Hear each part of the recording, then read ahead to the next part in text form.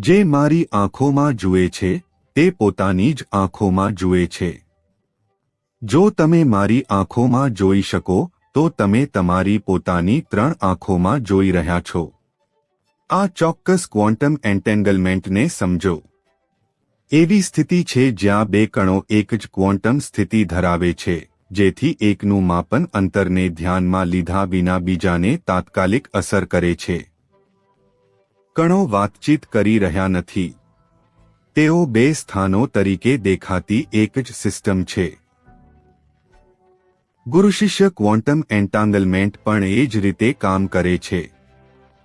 જ્યારે ગુરુ તમને દીક્ષા આપે છે ત્યારે ગુરુ તમારી ચેતનાને ગૂંચવી દે છે।